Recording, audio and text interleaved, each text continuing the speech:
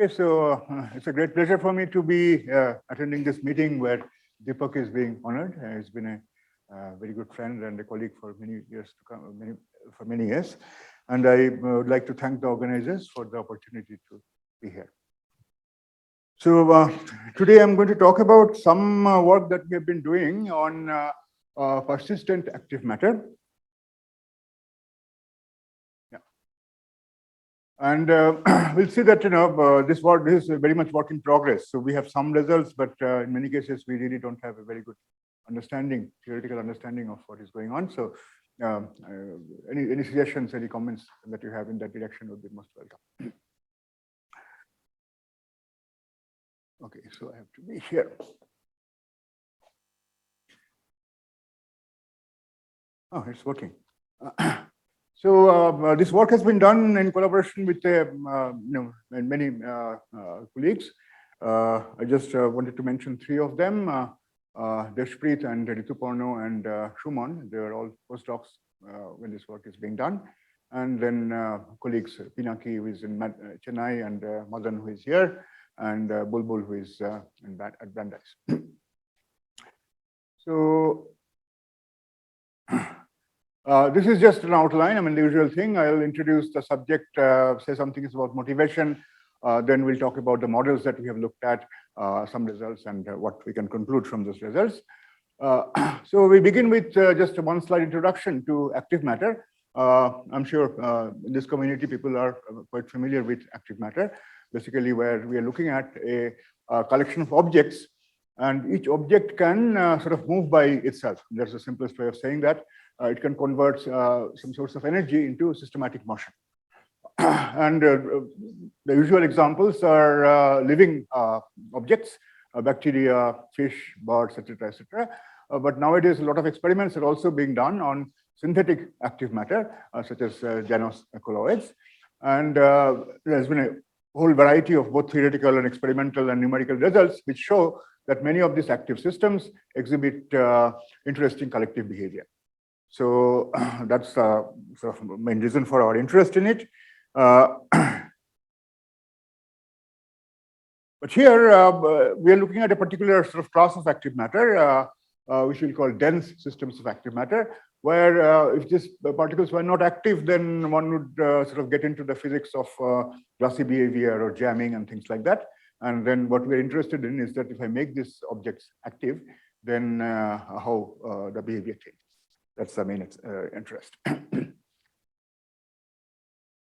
And again, one slide introduction to the physics of jamming. We'll be looking at sort of fairly large objects where the thermal fluctuations are not all that important. So we'll be basically looking at athermal systems where the temperature is essentially zero. There is no thermal noise. If you want to write down some Langevin equation and things like that, thermal noise would be set equal to zero. And the process that we are looking at is basically where you have a collection of such objects. And what we are changing is you're changing the volume of the system. So what is changing is the density, number of particles per unit volume. And you start with low density or low filling fraction. And then you compress it from moving these boundaries. And then one enters into a situation where the freedom to move that many of these particles had will no longer be there. System will be in a jammed state. So this process of going from sort of liquid-like behavior to jammed behavior is the jamming transition, which has been, again, studied by many people over now more than 20 years. There are many different kinds of jamming that people have looked at. What we'll be looking at is basically the simplest case, where we look at spherical particles with short-range central forces of interaction. We'll not look at friction, so only radial forces. And basically, in the jammed state, one is looking for force balance, saying that the net force on every particle will be equal to zero.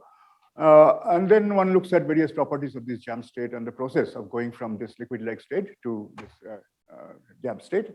And again, there are many different studies, and the jammed state depends on initial state from which you're beginning your compression and how you're exactly doing the compression. All those things are there, but again, we'll not go into go into all these complications. What we'll be looking at is basically the behavior for different values of this packing fraction.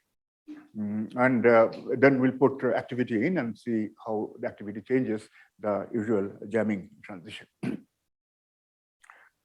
So this jammed state, the reason that people have been studying this for a long time is that this jammed state exhibits many interesting properties, especially near the threshold, near the jamming transition. For example, I mean, one can, there is something called isostatic packing, which says that at the threshold, average number of neighbors will be equal to 2 times the spatial dimension. So 2 dimensions will have, on the average, 4 neighbors at the threshold of jamming. And as you go away a little bit away from jamming, then this number of neighbors actually shows this kind of a power law behavior in terms of how far away you are from the jamming point. So this is one of the interesting things. The jammed state, exactly at the threshold, exhibits again many power law behavior. And the one power law behavior that we'll be concerned with is basically looking at the distribution of the contact forces. So it's a net force, of course, is equal to 0. But if I look at 2 such particles, there will be a contact force acting between them. And one basically looks at how the distribution looks like as a function of the force itself. And one in the jammed state, the critical jammed state, one is supposed to find some kind of a power law, etc., etc. And this jammed state is supposed to be marginally stable. And that's what, again, gives rise to some of this power law behavior. So this is just sort of basic things that one knows from a large number of studies of passive jamming. What we'll be interested in is active jamming. And the main motivation is that it's glassy behavior. Don't worry about glassy behavior at this point. We're just looking at the thermal system. So just the jamming transition or the properties of the jam state. How these things change when you have this activity. Activity basically means that there is this active force which allows the particles to move even when it is not experiencing any other force from its interactions with other particles. And motivation actually comes mainly from biology. There are many such systems that people have studied over the last maybe 10 years or so, where one sees that there is jamming occurring in biological systems. There is a transition from liquid-like behavior to jammed behavior or glass-like behavior as you change appropriate parameters and so on and so forth. And now people are also seeing this kind of a transition in artificial active matter. So there are lots of experiments, and that is what is of interest to us. So I will just show 1 or 2 slides of experiments that sort of motivate this kind of a study, how glassy behavior or jamming is modified by activity. This is one of the early experiments where we are looking at bacterial cytoplasm, the quantity that you have, the fluid that you have inside the cell. And then one can turn on or off activity by adding chemicals. And one finds that in the active state, if we look at a particular tracer particle, this sort of diffuses over the whole system. So the medium basically looks like a liquid. Whereas if you turn off activity by adding some chemical, then this tracer basically stays localized. So one is going from a situation where you can see that the medium cytoplasm is glassy here, and here it is more like a standard liquid where a particle can move around. There are many other experiments which I will not go into. I mean, just giving you some sort of selection of papers where people are talking about now jamming transition in various biological systems. Just one movie that I might want to show, which actually shows this jamming transition. Let's see if it looks from here. No, from here it is not working.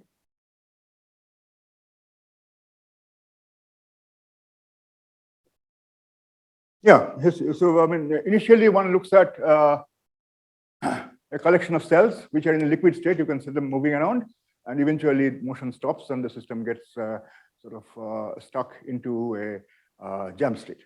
And what is happening here is actually something which is a little complicated, is that the interaction between the cells, the cell-cell interaction is changing as a function of time. And so one is going from initially some kind of a liquid-like behavior to a jammed behavior as time progresses.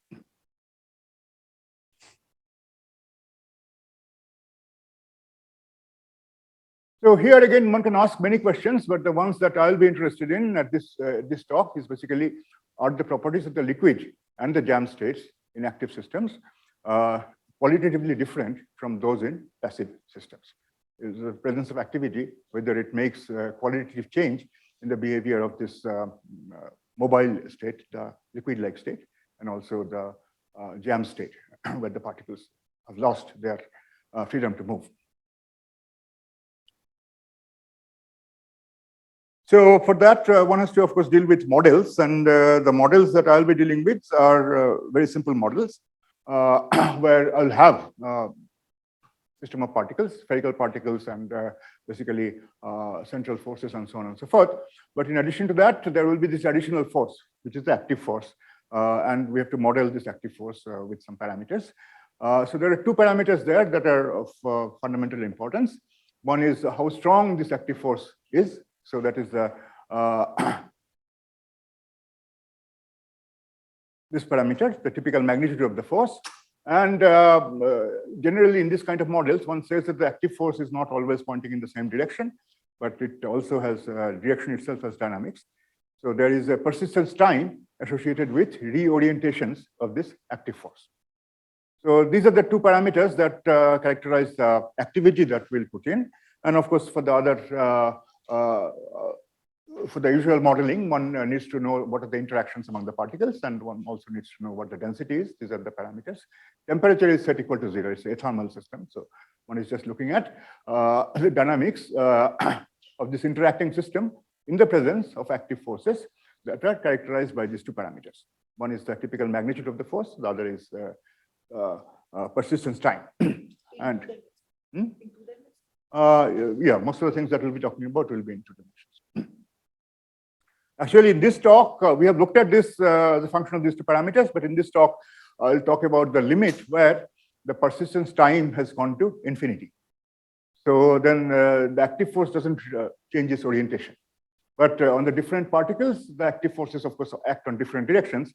But once you have specified the directions of the forces acting on individual particles, this is not changing as a function of time later on. So these are the kind of, I'll be mostly talking about simulations. So these are the kind of equations that one uses to simulate the system. The Ramanujan equation, just Newton's law. So then you have this frictional force, and then you have the interaction forces and interaction of a particular particle I with other particles J.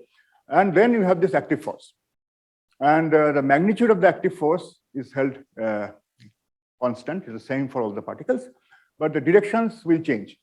And in general, the directions will have dynamics associated with this persistence time. But today I'll assume that this persistence time has gone to infinity. So once you have fixed the direction of active force on a particular particle, that direction doesn't change further as time progresses. So that's why you call it persistent active matter, in the sense that, obviously. There is no thermal noise, so it is athermal. So there are two things that I said. It's athermal and persistent active matter. And the dynamics essentially comes from the presence of this active forces. Okay, so for you, the dimension is quenched for each particle. Direction is quenched for each particle. So we had looked at this problem earlier in when both of these parameters were changed, but and that's a reference to a paper that came out a couple of years ago. But today I'm looking at only at this limit, where the active the persistence time has gone to infinity. So then only thing that you can change is basically the magnitude of the active force, and of course the density, etc. Those things are also there, but that doesn't need to be specified in the sense that the new thing that you're introducing is this activity. And here, this was done by Rituparna, one of the people that I showed at the very beginning, with collaboration with Madan and other people. A jamming transition was found that it's a dense matter, so fixed high density. And as you change the magnitude of the active force, then for small values of the active force, system stays in a jammed state. Particles don't move. But then as you increase the active force, then there is a sort of critical value that was found, beyond which system behaves like a liquid. So we are interested now in this line. So there is a jammed state that you can find depending on the value of the force, and then there is a liquid state that you can find again if the active force is sufficiently large. And we'll be looking at the properties of these two sort of phases and what happens near this jamming transition, and in particular the process through which the system jams. Dynamic arrest is basically where the particles got stuck. They don't move anymore. Oh, here, in this case, when there is a finite tau p, the particle doesn't remain in the same configuration at all times. Because, see, your active force is changing direction. So that gives you some kind of a dynamics in the sense that so this is sort of difference between a glass and a jam state. In a glass, the particles are stuck in some sense over a certain period of time, but there is still some motion. But if it's a jam state, it means that they are not moving at all. Net force on each of the particles is equal to 0. So a true jam state can be obtained only in the persistence limit. Any other value of tau p over a long time scale, your active force is changing its orientation. So that will introduce some dynamics. It will not remain stuck forever.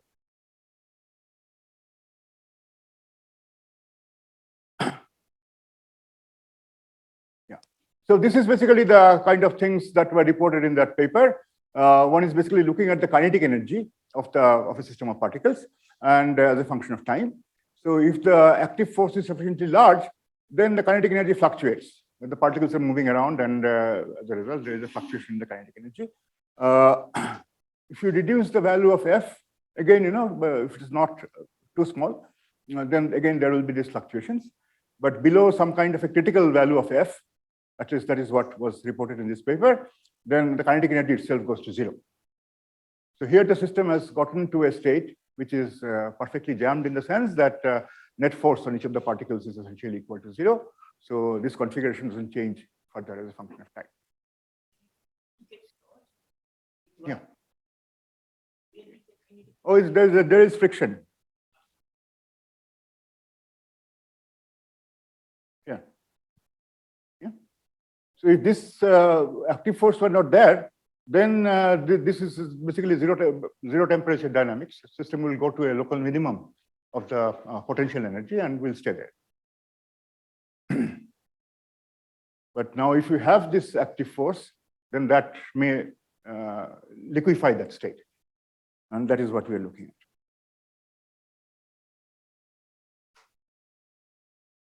So now, I mean, so this is basically 15 minutes left. So this is all is sort of the background. People have done this, and the question is now we are looking at this thing in more detail.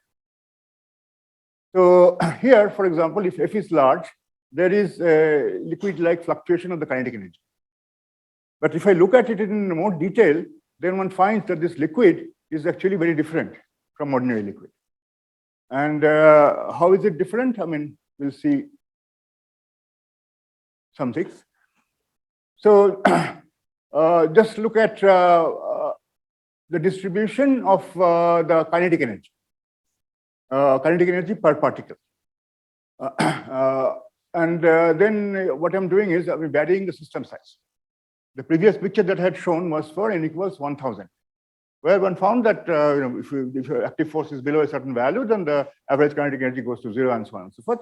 But we are looking at a value of the active force which is higher than that. The system is in a liquid state. And you have this distribution. And as you change your number of particles, you will see that the distribution basically is shifting And it's also becoming more broad. And this is completely opposite to what you have in an ordinary thermal liquid. A thermal liquid, as you go to bigger and bigger systems, the distribution actually becomes narrower. And it doesn't shift in the sense that, as you go to big enough systems, the peak of the distribution will be essentially at the same value, and its width will decrease. Because we're looking at the kinetic energy per particle.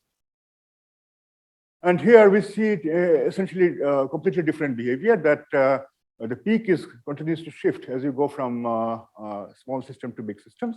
And also the width keeps on changing, and there is no sign that the width actually is becoming smaller as one is going to larger system sizes. Similar thing is found for the potential energy, but let's not worry about that.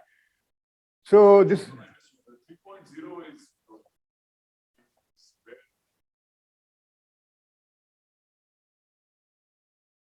so here for 1,000 particles, jamming was at around 1.6, and now you're looking at substantially higher than.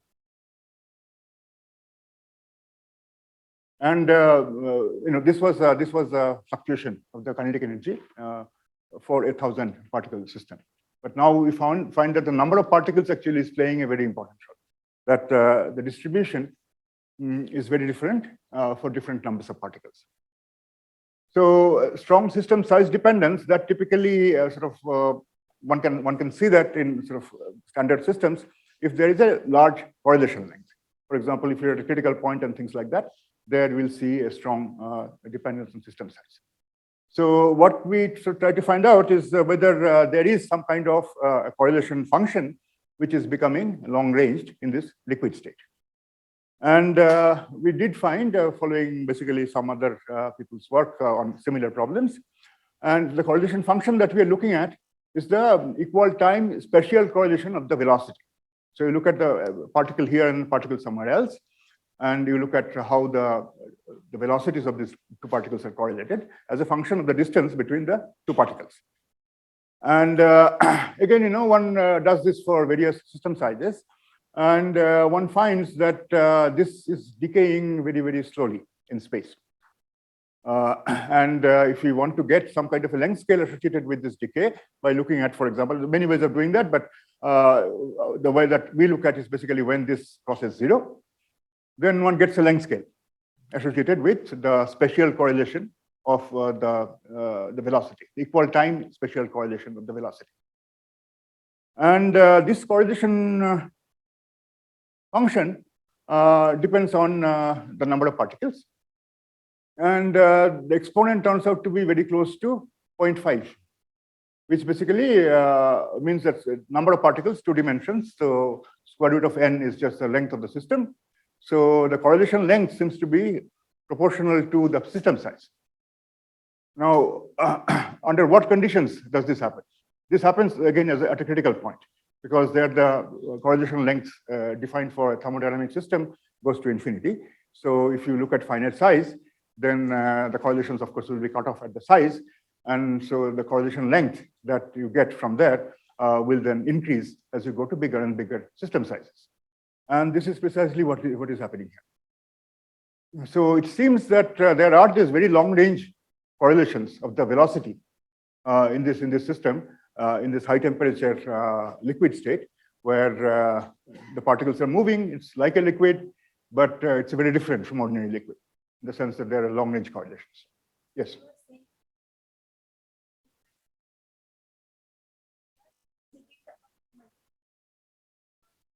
No, here, I mean, I'm just saying that what we see here is very different from the liquid that you get in a thermal system at high temperatures, right?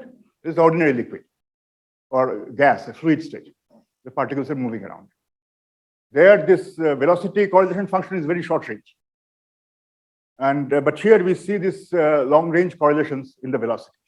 So the claim is that this liquid is very different from a thermal liquid where there is no activity, just looking at high temperatures. Yeah. Can you now collapse data in the last 2 slides you have shown? That's what we are working on. So whether there is a scaling behavior that one can, finite size scaling behavior that one can work out, that we are looking at. there is some indication of this kind of behavior in a few active systems that people have studied, where one is now they're looking at not the fully persistent case, but a large persistence time. And as they increase the persistence time, this length scale keeps on increasing. Of course, we are in the limit where the persistence time has gone to infinity. So, I mean, this is sort of consistent with that, but I mean, one has to understand this better.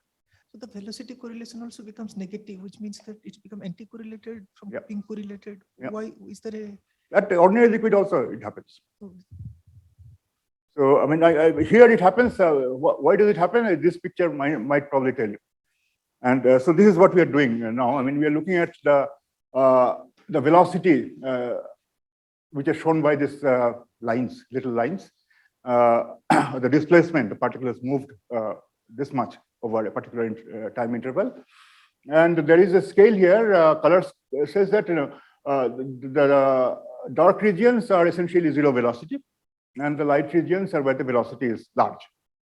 And if you look at this velocity pattern, then you see this kind of swirling motion that the particles are moving like that, and then once it goes there, then it comes back, things like that. So there are large-scale patterns in the motion, which is something that we'd like to analyze much more in detail.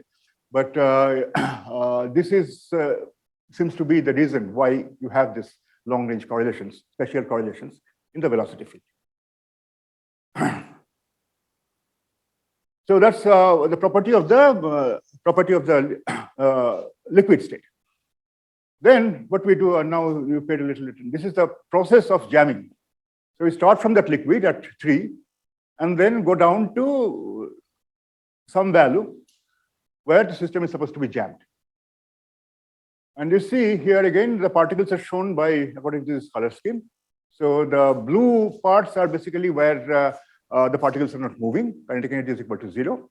And this way, I mean, you have motion, you have higher kinetic energy. So if I now run from the beginning, so now we have a lot of particles which are moving, and then it gets stuck into some kind of a state where only a few particles are moving,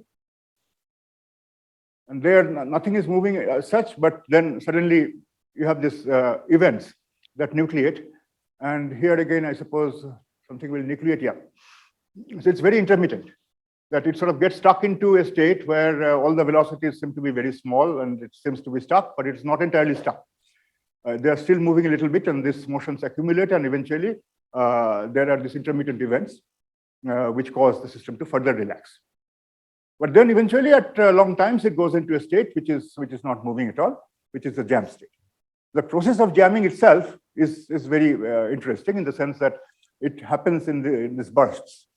Spatial and temporal. There are some points in the system where suddenly there is a burst, which causes a lot of particle motion, and then that dies out. Somewhere else, a similar thing happens, and so on and so forth. So this process, again, one needs to sort of characterize in terms of the statistics of this burst and so on and so forth, which is something that we are working on. Another interesting thing is that if I now look at how the kinetic energy is decaying as a function of time. So initially you start all at f equals 3, where all the particles are moving, some value of the kinetic energy. And then you point the system to some value of f. And f equals 0 basically means it's the passive system. But then, you have this increasing value of f. And then you look at how the system actually jams. So one is just looking at the kinetic energy, and eventually it goes below 10 to the minus 10 or something like that. At this point, I say the system has basically jammed. But the time evolution during this process is quite complex, and it depends very strongly on the value of f to which you are quenching. So if you quench to f equals 0, then you see that it's a log-log plot. So there is some kind of a power law decay, which has been seen by others, including these people, Chaku et al. 2-3 years ago. They found that if you start in a liquid and then quench it down to t equals 0, then the kinetic energy basically shows this power law decay with some exponent, and we get exponents which are similar to that. But if the quench is not done for f equals 0, but for some finite value of f, which is not very large. Then the decay occurs certainly, there is initial decay, which is not all that interesting, but there seems to be some kind of a plateau for a fairly long period of time, during which it seems, our interpretation is that system will eventually get stuck into some kind of a force balance. Yeah, Mahesh.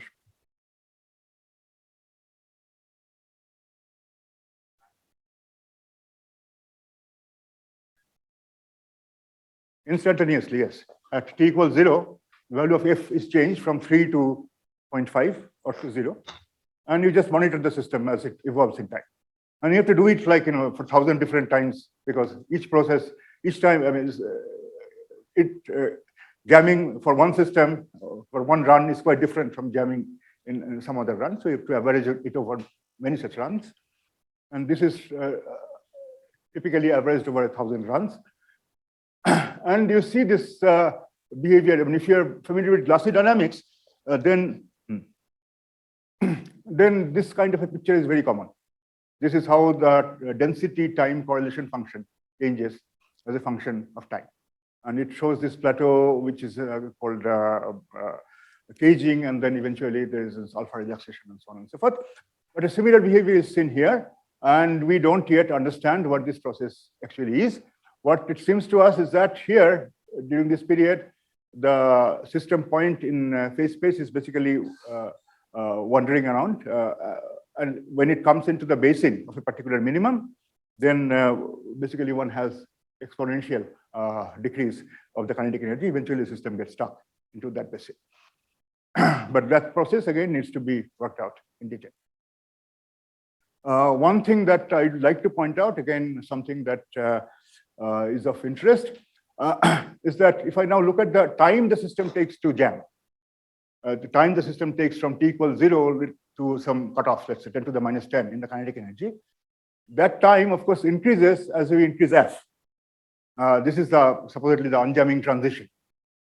But there are these points here. Initial points seem to show some divergence, but that is cut off. And then as you go to larger values of f, the increase of this time with f does not show any sign of divergence. So actually, whether there is a true jamming transition or not, that remains to be seen, in the sense that even for small values of f, in the sense that if I now go back here, if I now, this is 1.65, which is sort of nominal, very close to the jamming threshold that was found for this 1,000 particle systems. Even if you go to larger values of f, this plateau will go on, but eventually it will come down. That's what this suggests, that time does not go to infinity at some critical value of f. So whether there's a true jamming transition or not, that remains to be seen. There is also strong finite size effect. This process that we are looking at here, for a particular value of f, when you're quenching from f equals 3 to f equals 1 for different system sizes, then again, the process of jamming is very different. As one is going to larger and larger systems, the process of jamming gets delayed and further and further. So one needs to understand these things, and our suspicion is that this strong system size dependence in this jamming process itself is coming from the fact that the state from which you are quenching, that itself has very long range correlations. And since time is up, I will just conclude with, skip several things, conclude with some other work that we are doing on the jammed state itself. So here we are looking at basically the distribution of contact forces, that we are looking at a jammed state, but then when two particles come close to each other, then there is a contact force, and one is looking at the distribution of these contact forces. And in ordinary jamming, that distribution is supposed to be a power law. The power law when one is close to the jamming threshold. So at the jamming threshold, the jam state is supposed to be marginal, which is one of the ways that it shows up this marginality is some kind of a power law distribution. But here we don't find that. Just go here. So here in our system itself, if we look at the distribution of this contact force, and in particular the cumulative distribution, that's cleaner data, then you see the power law over 2 to 3 decades with an exponent. So that is the signature of basically the ordinary jam state, which doesn't have any active forces. But if we now introduce active forces and then look at this distribution, that distribution gets cut off. So if I now increase the active forces, then initially for large values of active force, one still gets a straight line, power law, but this power law gets cut off as one goes to larger and larger values of the active forces. This cutoff occurs closer. And then this whole distribution can be sort of understood in terms of some kind of a scaling behavior, which is satisfied by our system. But the scaling function that we get from there seems to show a gap. So the power law behavior that one finds for the passive system, I mean, there is, of course, I mean, it cannot be much smaller than this. I mean, there is always a cutoff which is introduced by the finiteness of the system size. But beyond that, it's a power law for the passive system. For the active system, one has this kind of a gap. And from here, one, at least again, our tentative conclusion is that this marginal behavior that one has in passive jamming, that is no longer true for active jamming. And again, there are some theoretical understandings that we are working on, but not still work in progress. So that this is the main conclusion. Don't you can read this if you like, but the liquid and the jam states in persistent active systems are very much different from what you have in thermal systems. Liquid state shows this large velocity correlations. The jam state seems to show a gap in the distribution of contact forces. And the process of jamming, going from the liquid to the jam state, has this large intermittency and things like that, which also needs to be understood. So at this point, I would like to stop, and anybody has any suggestions of how to sort of understand some of these results, that would be most welcome.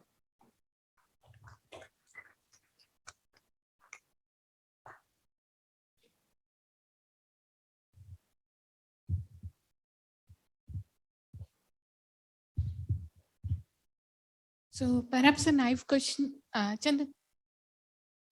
Yeah. So jamming transition in the passive systems, is it a transition in finite dimensions? Yeah. There is a jamming threshold. It's not just one. So what you're doing is changing the density, compressing the system. But this threshold is not unique in the sense that it depends on where you start and how you compress. But it's a state of marginal stability. That's the claim is, yes. And in finite system dimensions. In a finite dimensional system, yes. Okay.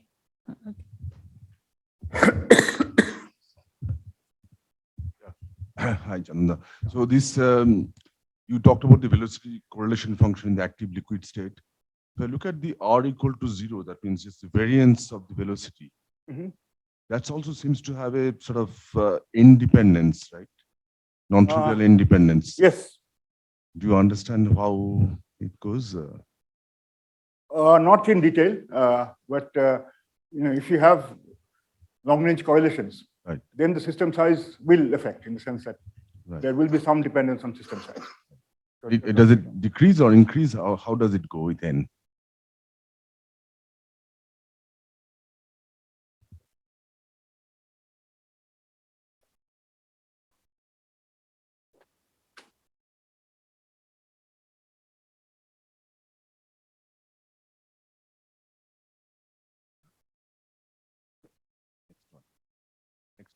Next one. Yeah, so it seems to be going up as you go to, Thank you. So there is a sort of a qualitative thing that we understand is that if you look at very small systems, let's say at F equals 1, 30 particles, 40 particles, it will get jammed, even though F is small. As you go to increase F, then at that value of F, if you increase N, then at that value of F, it will not be jammed. It will have liquid-like fluctuations. So bigger system somehow gives you more degree of in some sense, with more ways of sort of getting out of stuck states. Yes, yes. So that's what I was saying, that whether there is a unique FC that you can sort of point down, that is unclear at this point. In these systems, you can have an actual transition to a stuck state even for a finite system because this tau is infinite. Is that right? But, yeah. So the point is, like in Deepak's models where the local interactions are infinite, you would get a transition or something in a finite system. Yeah. Is that essentially? If you allow the Fs to change, then you'll never get stuck because there will be over a large time scale, there will be changes in the directions of the active force, and that will cause for a particular direction of the active force, maybe you're at a stuck situation, but when the active force changes direction, that will no longer be a stuck state. So there will be some motion. I see. Okay. So, hello. Yeah. So the velocity, this anti-correlation looks like similar to incompressible hydrodynamics. So is your delta rho by rho, the change in density by mean density, is it small or for the liquid case? No. I mean, there is active systems, they're supposed to show this number fluctuations, giant number fluctuations. No, so I mean, Shriram will tell you that if there are, I mean, if I now look at local rho, will there be large fluctuation in it? Sorry. So can you say something about the final jam state? Are there sample to sample fluctuations? How much does it differ from one jam state to another and so on? Yes, there are, of course, there are sample to sample fluctuations. Here, I don't have the data, but I can get that information for you. I cannot tell you at this moment, particularly how that changes as it changes the number of particles. So that information I give you right. So, Chandan here. So, these jam structures, how do they compare with the ones without these active forces in terms of geometry, in terms of isostaticity, such things? Yeah. So, I mean, this is something that we did look at. So one big difference, for example, in the passive jammed systems, you have what is known as rattlers. So there are particles which are not interacting with any other. Here you cannot have rattlers because there is an external force. So it will always sort of move the particle until it gets stuck with another particle. But it does have situations where a particle has only two neighbors, which is again not there in the passive jam state. So one can change the jamming protocol to change this situation, whether you have this Z equals 2 particles or not. And the one way of doing that is in the state, take a passive jam state, remove the rattlers, and then turn on the activity and so on. Then you get states where there is no Z equals 2 particles. So these are the things that you don't see in a passive jam state, but are important. And if you look at the distribution of these forces, whether you have Z equals 2 particles or not, that becomes important. So there are sort of complications in active jamming that one doesn't encounter in passive jamming. Quick question. So when you look at the contact force distribution, I guess you are counting also the active forces, right? Yeah. There is still one more complication there, which I didn't have time to go into, is that you have to sort of redistribute the forces. The contact force, the active force has to be redistributed among the neighbors. In the sense that if you just look at the naive contact forces, they will not add up to 0. Because total force on a particle is 0. Total force includes the active force. Yeah. So the interparticle forces will not add up to 0. So you have to distribute this active force in such a way that this redefined forces all add up to 0. Okay. All right. Yeah. So it's right. I mean, you start with a small value of f, and then you go in the other direction, increase this by some amount. And then initially for the small value of f, system could be in a jam state. then it will begin to move. Chandan, in this case, in all of these plots, all the particles are active, right? Yeah. So what would change if there's a finite fraction which is not active? Is there a answer? I cannot answer offhand, but in the other context, I mean, when we are looking at, for example, the glass transition in active systems, we looked at situations where all the particles have active force and also only a fraction of the particles have active force.